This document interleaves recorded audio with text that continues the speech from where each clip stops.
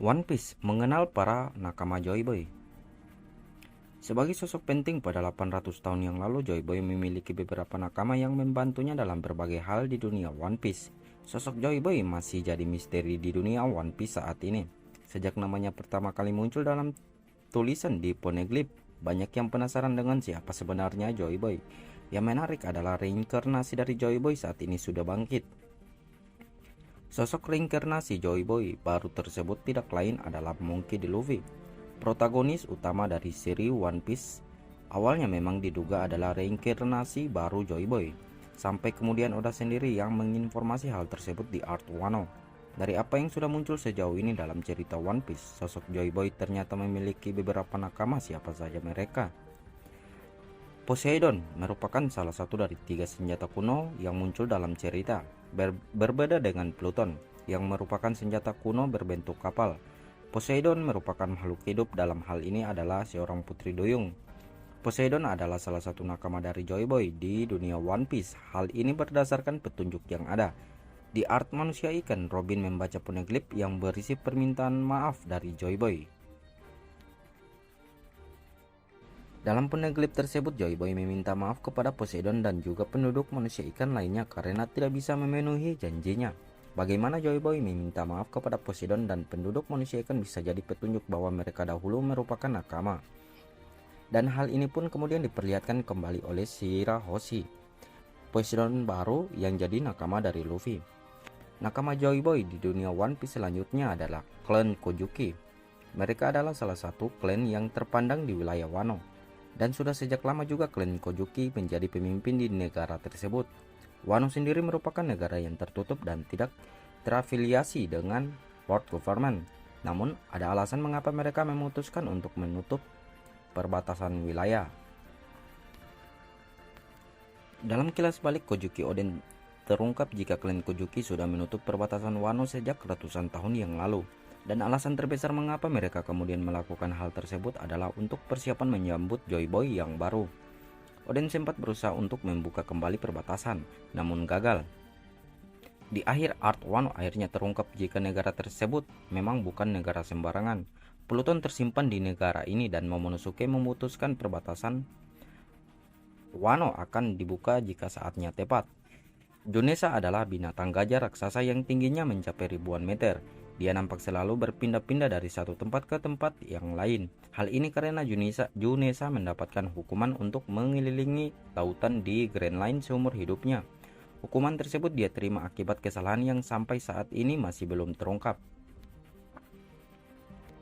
Junesa jadi karakter yang terkonfirmasi sebagai sahabat dari Joy Boy ketika dia datang ke Wano dan mendengar suara genderang kebebasan. Momonosuke berkomunikasi dengan Junesa melalui telepati.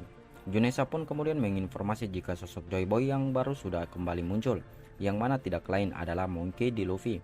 Junesa awalnya hendak membantu Momonosuke dan Luffy, namun dia pergi setelah Momo mengatakan jika kekuatannya akan dibutuhkan nanti.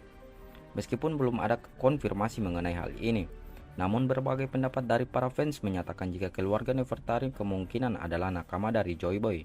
Petunjuk dari hal ini pun muncul di chapter 1084 ketika terungkap jika nenek moyang keluarga Nefertari yaitu Lily hidup di 800 tahun yang lalu.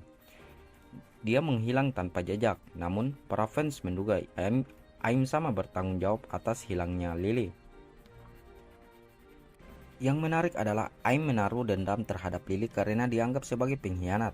Dan para fans juga banyak berspekulasi jika hal ini ada kaitannya dengan kemungkinan Lily bekerja sama dengan Joy Boy. Hal ini sendiri kemudian tercermin bagaimana Vivi kemudian menjadi nakama dari Luffy yang saat ini adalah Joy Boy yang baru.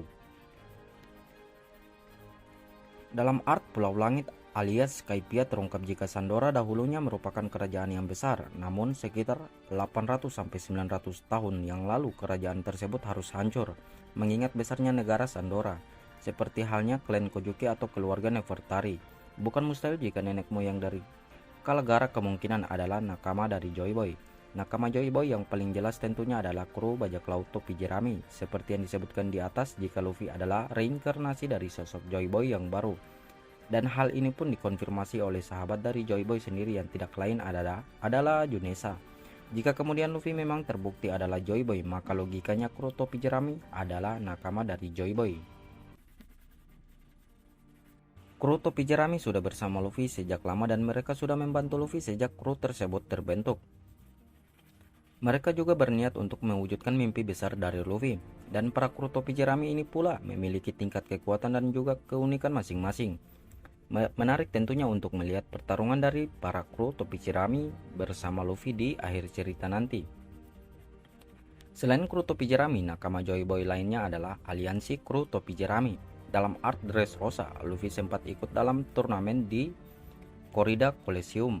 Mereka pun kemudian menjadi lawan dari Luffy. Satu persatu mereka berhasil untuk Luffy kalahkan, dan setelah Doflamingo berhasil Luffy kalahkan, mereka pun kemudian memutuskan untuk membentuk aliansi besar topi jerami. Aliansi besar tersebut dipimpin oleh Bartolomeo, dan kemudian berbagai kapten dari para kelompok bajak laut lainnya kemudian bergabung. Total ada ribuan orang yang jadi bagian dari aliansi kru topi jerami. Meskipun mereka adalah sekutu, terlepas dari hal tersebut, para kapten dari aliansi ini tetap bisa dianggap menjadi nakama dari Joy Boy alias nakama dari Monkey D. Luffy. Keberadaan Joy Boy akhirnya terungkap setelah Junesa mengonfirmasi jika Luffy sosok tersebut dan para karakter di atas adalah nakama dari Joy Boy. Namun teka-teki mengenai asal-usul Joy Boy sendiri memang masih jadi misteri.